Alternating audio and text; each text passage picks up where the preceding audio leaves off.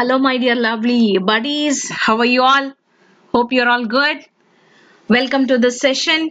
Last class, we were discussing about the assisted reproductive technology. We were discussing about in detail about IVF, IUI, ZIFT, GIFT. We were looking in the last class and ET2. I think that the videos that I have recommended for you would have given a clear picture for you. And today we are going to cover the rest of the ART, gamete intrafallopian transfer, GIFT, cytoplasmic sperm injection, ICSI. These are the two important methods that we are going to see. These are the two. Next is pre-implementation, genetic diagnosis, oocyte and sperm donation and surrogacy. So these are the other concepts that we will be looking into today's class. Last class we have seen zygote intrafallopian transfer. Till this I have completed. And today's class we will look into the other ART, intrauterine transfer, IUT. The blastomere, the embryo already developed and it is already cleaved and it is in the blastomere 8 blastomere stage. So this embryo is inserted into the uterus to complete its further development. Such type of transfer is called as an intrauterine transfer, IUT. And now comes the another different word, gamete intrafallopian transfer. You know, intra means inside, fallopian means fallopian tube, transfer means transferring. Here we refer gamete. So gamete transfer. Gamete means, you know, it is ovum and sperm.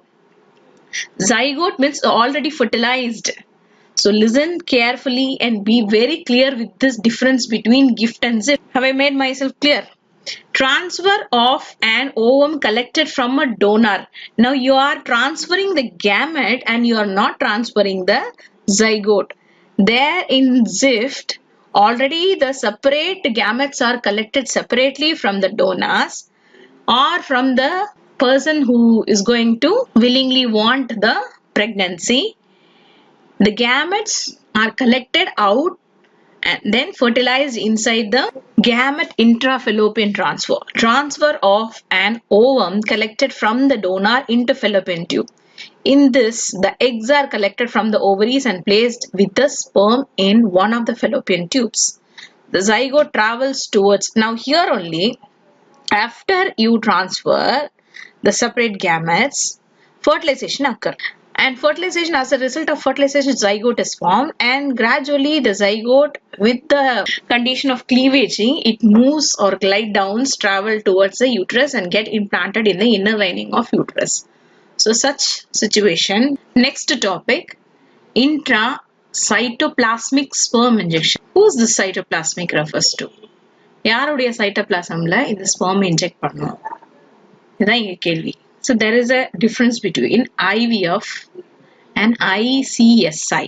ICSI. You should be very careful. In IVF, we take separately the egg and separately the sperm and we allow it to fertilize. We don't know or we are not very specific out of so much of sperms you would have injected. Which sperm will fertilize the egg, we don't know. So we are waiting for the chance to any one of the sperms to get fertilize the egg. But here we are not waiting the sperm to fertilize. We are specifically selecting one sperm. Am I clear to you? And then directly you are injecting the sperm inside the egg cells, inside the cytoplasm. So inside the cytoplasma, you know that egg nucleus will be there. The entire cell is not involved. The nucleus is involved in the fertilization. Only the nucleus will carry the chromosomes and these chromosomes fuse to form a zygote. We know that. So here intracytoplasmic sperm injection refers to, once again I'm telling you, I'm reading, I think while reading it will be clear for you. In this method only one sperm is injected into the exact focal point of the egg to fertilize. So I will recommend a video which will be played in Tamil. That video will give you a clear a picture about this entire ART. Okay. So the sperm is carefully injected into the cytoplasm of the egg. Fertilization occurs in 75 to 80% of the eggs injected with the sperm. So success rate is high. The zygote is allowed to divide to form an 8-celled blastomere and then transferred to the uterus to develop a protective pregnancy. I'm clear with the difference between IVF and in ICSI. Surrogacy is a method of assisted reproduction or agreement whereby a woman agrees to carry a pregnancy of another person. Already we have discussed this one. Who will become the newborn's child's parent after birth. In vitro fertilization, embryos are created in a lab and are transferred into the surrogate mother's uterus.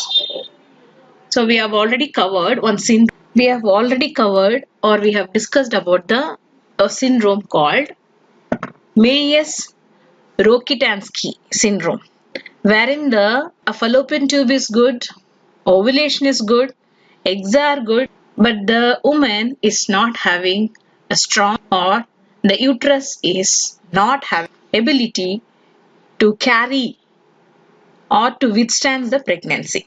So that syndrome we discussed last class. You remember that? Yes. Now, for such women, the pregnancy is not possible. Maybe the woman's fallopian tube is good, egg may be good, but carrying or the entire development process which is taking place in the uterus may not be possible. So such women prefer an agreement with some other woman who agree to carry the pregnancy, who agree to develop the fetus in her uterus, and when the child is born, the child is given to the woman who could not able to carry the pregnancy. So such agreement or such woman who takes this willingly to carry the pregnancy or to carry the fetus of other person is becoming a surrogate mother. Through IVF, embryos are created in a lab and are transferred into surrogate mother uterus. So surrogacy is clear for you. Male infertility prevention. So what is male infertility prevention? Infertility we know, inability. Prevention. Prevention refers to some procedures that can be done. Infertility is avoided. Infertility does not occur.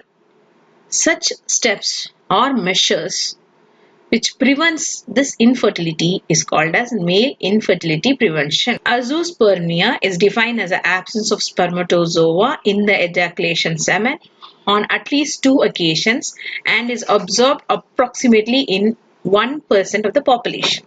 Microtesticular sperm extraction, TESE. There is a small surgical treatment for this problem. Microsurgical sperm retrieval from the testicles involve a small midline incision in the scrotum through which one or both testicles can be seen under the microscope. The seminiferous tubules are dilated and small amount of testicular tissues in areas of active sperm productions are removed and improved for sperm yield compared to traditional biopsy techniques. Detection of fetal disorder during early pregnancies.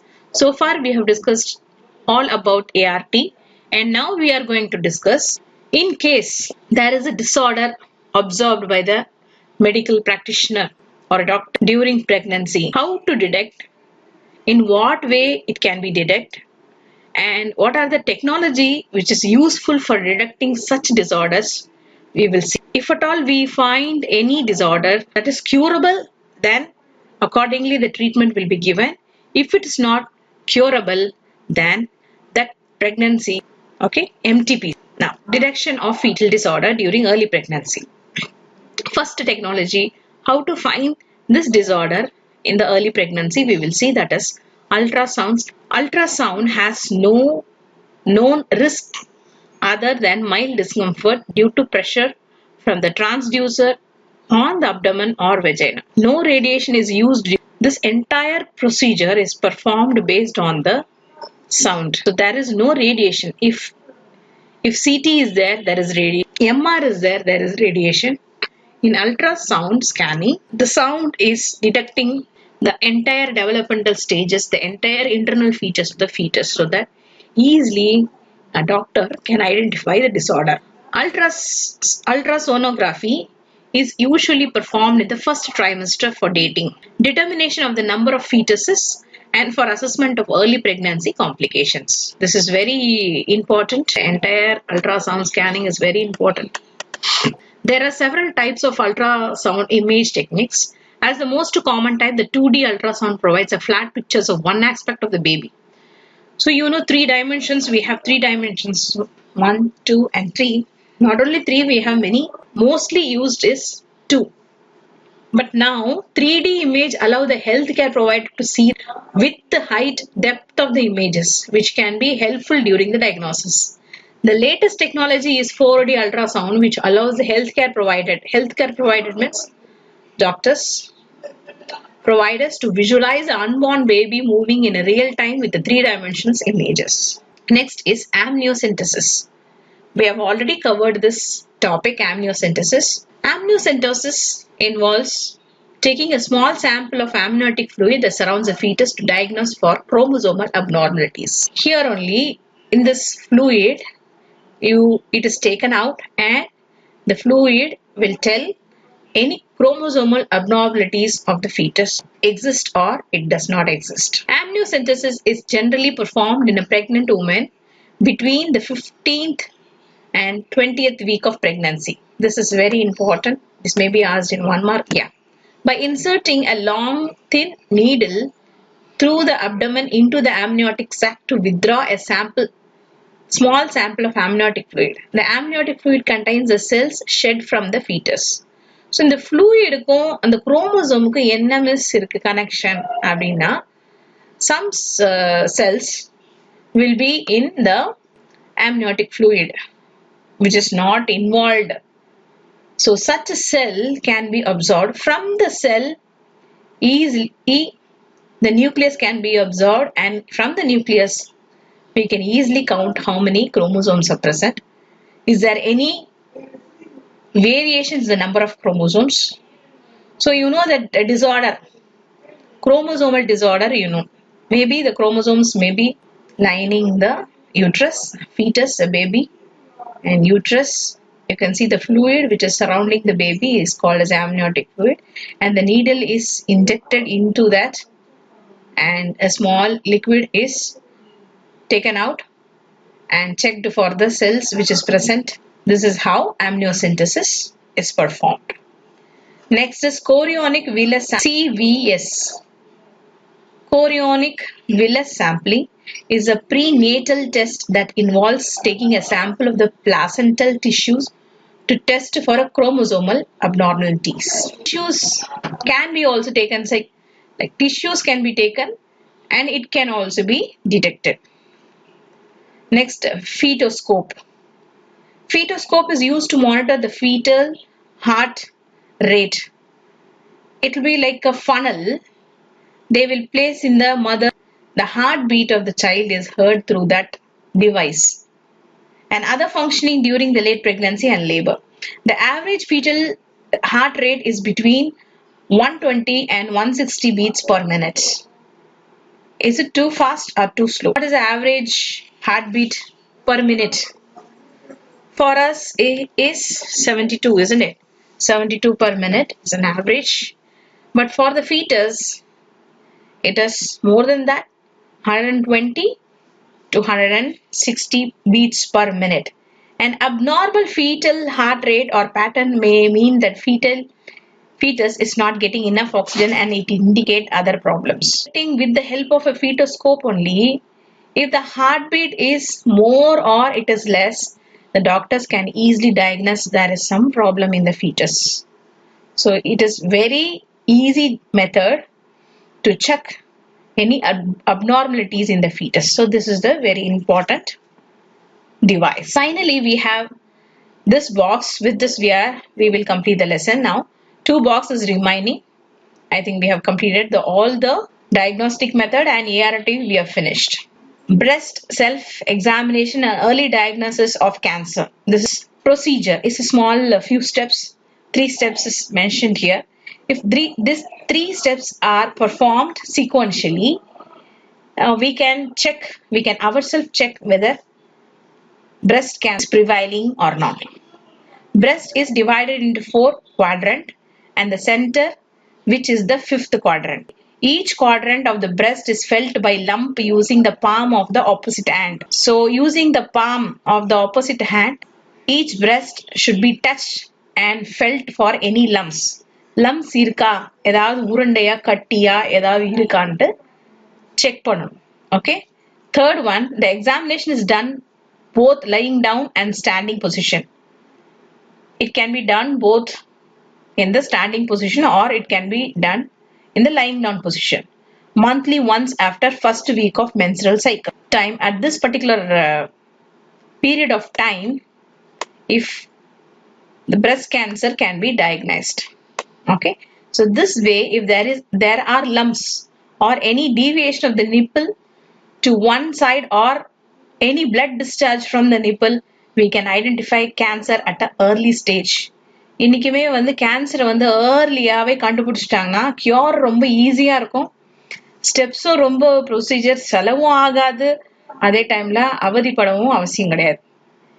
இத நம்ம இந்த விஷயத்த நம்ம விட்டுட்டோம் அப்படின்னா அது ஃபுல்லாவே அந்த டெர்மினேஷன் பண்றதுக்கு வாய்ப்பாயிடும். எக்டமி, பிரஸ்ட் எக்டமி பண்றதுக்கு chance.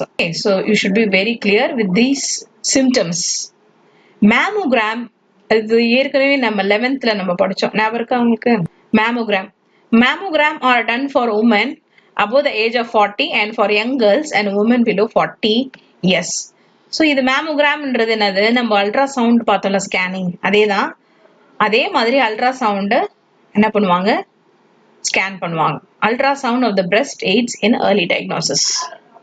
So mammogram you can go for. This may be the second step, but preliminary one can easily detect by diagnosing by themselves only by doing these 3 steps. If anything is seen or the symptoms is seen, then one can go directly for the mammogram. Or if you have any doubts, you can directly consult a guide. Then get the medical guidance. A handheld Doppler device is often used during prenatal visit to count the fetal heart rate. Handheld Doppler device. During labor, continuous electronic fetal monitoring is often used. So these are the other small devices that we use during pregnancy time. And some important aspects are given in the box. Vitamin E is known as anti-sterility vitamin, as it helps in the normal functioning of reproductive structure. Vitamin E எதெல்லாம் கிடைக்கும்? அதெல்லாம் சாப்பிடணும். Okay. Then only the gametes will be in a normal state. Sex hormones were discovered by Adolf Butenandt. 11th July is observed as World Population Day. 1st December is observed as World AIDS Day. இது ஞாபகம் வச்சுக்கோங்க. NACO, National AIDS Control Organization, was established in 1992. Syphilis and gonorrhea are commonly called as an international disease. That you can consume so that infertility problem does not exist. Right? Yes. We have covered the chapter, and now, so with this we are completing our chapter. I wish this chapter would have given you a lot of information, lot of knowledge about the reproductive health, our well-being. இந்த விஷயம்லாம் நம்ம படிக்கிறோம் அப்படின்னா எக்ஸாம்க்கு எழுதுறதுக்கு மட்டும் கிடையாது. So many things you need to carry in your life. This knowledge should be there in your life, entire life. இத பத்தி ஒரு நல்ல ஐடியா உங்க மனசுக்குள்ளே எப்பவுமே இருக்கணும். நல்ல ஐடியானா இந்த knowledge. So much concept, so many things you have studied. Maybe in your life or maybe in your future, these things will help. Now, next unit we will be looking into a new chapter.